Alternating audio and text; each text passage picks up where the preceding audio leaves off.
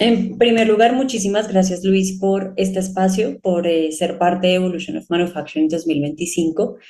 Gracias por haber atendido a nuestro llamado. Y pues nada, muchísimas gracias sobre todo por compartir como todo este conocimiento y estos insights que sabemos que son muy importantes para nuestra audiencia. Así que gracias por estar acá. Ahora está bien, Ángela. Estamos a la orden. Bueno, yo quiero iniciar nuestra conversación preguntándote cómo describirías tú la evolución que ha tenido la industria aeroespacial mexicana en los últimos años y cuáles tal vez son esos factores que han sido muy claves y muy determinantes justamente para este desarrollo. De acuerdo. Bueno, muchas gracias por tener la oportunidad de platicar estos temas. En general, la industria aeroespacial en México es una industria que es relativamente nueva como una tendencia industrial, a pesar de que México tenía una tradición aeronáutica desde los albores incluso de la aviación.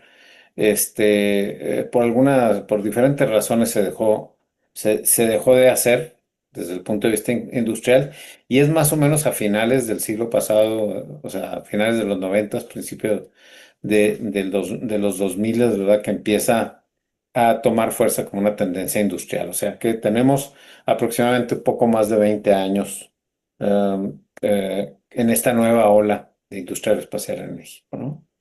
Habiendo dicho eso, el primer dato oficial que tenemos de exportaciones de la industria aeroespacial mexicana es precisamente en 2004 y exportábamos 1.300 millones de dólares.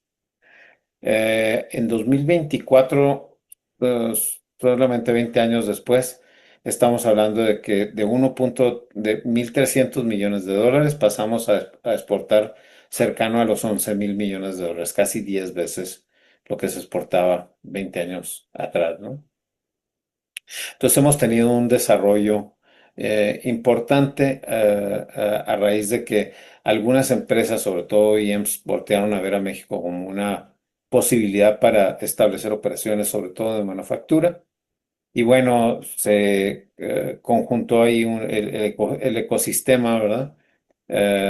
Sobre todo porque descubrieron que en México pues, había disponibilidad de talento, que ese es desde mi punto de vista, el principal factor para el crecimiento de este desarrollo. Sí, la mano de obra definitivamente en nuestros países ha sido clave justamente, ¿no? Como para impulsar muchísimo más. Em, Ahora, viéndolo como desde, digamos, como desde un contexto más global y entendiendo que esta industria, igual que cualquier otra, pues necesita ser muy competitiva frente al mercado global, ¿no? Yo quiero preguntarte, para el mercado mexicano, para la industria mexicana en particular, ¿cuáles han sido como los principales desafíos que ha enfrentado actualmente pues, la proveeduría mexicana para integrarse efectivamente en estas cadenas de suministro pues, más globales? Bueno, el tema de la integración de la industria nacional ha sido gradual. Al principio, como se pueden imaginar, pues el perfil del sector se daba básicamente por empresas de capital extranjero y gradualmente más y más empresas de capital nacional se han ido sumando sobre todo a la cadena de suministros de esta industria. Bueno, ahorita más o menos nosotros estimamos que aproximadamente un 40% de las operaciones que hay en la industria aeroespacial en México son de origen de capital mexicano, ¿verdad? Entonces, ¿cuáles son los retos? Pues bueno, el primero es un reto financiero. Las empresas que deciden entrar a esto tienen que saber desde un inicio que tienen que ser financieramente sólidas, ¿no?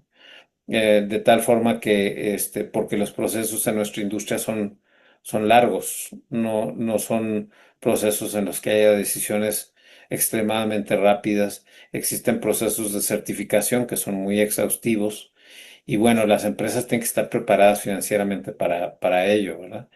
Y dos, tienen que estar dispuestas a no solamente a aguantar, sino incluso a hacer inversiones adicionales para poder entrar de acuerdo a los estándares que requiere la industria, que son que son bastante exigentes en comparación con otros sectores industriales. Claro, también para ser muy sostenibles en el tiempo, porque lo Es que dices, una cosa es la inversión inicial y ya el resto son a veces cosas que no se consideran dentro de la planeación financiera, ¿no? Muchas veces. Sobre este punto de la Proveeduría Nacional tengo una pregunta. Digamos que en estos últimos tiempos que toda la industria, y no solamente, bueno, realmente no solo la industria, sino creo que todos los ecosistemas económicos se han visto afectados por los temas arancelarios y tanta, digamos, como normatividad que ha empezado como a cambiar. Esto definitivamente ha impulsado muchísimo más la proveeduría nacional y local, como ha movido muchísimo más el mercado hacia eso, o cómo Mira, lo has ahorita, visto tú. como te digo, los procesos en nuestra industria son procesos que toman tiempo, ¿verdad? Ujú. La verdad es que ahorita es todavía muy prematuro poder afirmar eh, este, una tendencia definitiva en esto, porque Ok, todavía existe mucha incertidumbre en cuál va a ser el resultado final de todo esto. ok, Sabemos que el principal mercado que existe para la industria espacial mundial pues es precisamente Estados Unidos. Y uno de los también de los principales factores, aparte del talento, es precisamente el acceso a los mercados. Desde ese punto de vista, pues ahorita todavía existe incertidumbre a nivel mundial sobre cuáles van a ser las reglas de acceso al mercado a Estados Unidos. Y bueno, hasta que no se defina el panorama, cómo va a quedar en el mediano y largo plazo, entonces podemos inferir algún tipo de resultado o de impacto sobre cada uno de nuestros países, en específico sobre México. claro. Pero ahorita yo creo que es un poco prematuro poder evaluar una cuestión de esta. Ok, ok, perfecto.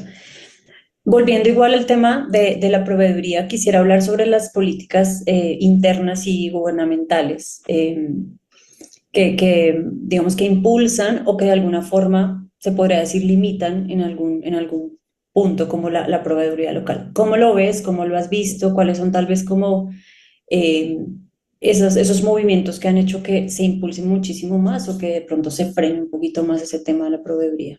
Claro. Sí, mira, definitivamente el trabajo en esta industria es un trabajo conjunto al menos de triple hélice, ¿no? Las instituciones de educación trabajando en conjunto con las empresas, trabajando en conjunto con el gobierno, trabajando en conjunto con las instituciones de investigación y desarrollo. Y en general con la sociedad civil, ¿no?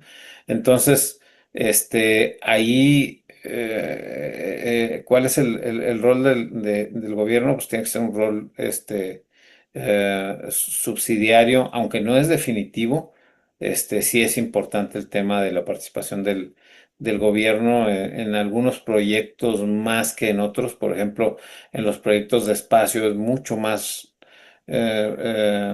sustancial el aporte que hace el gobierno, ¿verdad? Que, por ejemplo, en proyectos de aeronáuticos que son más de empresa y más de academia.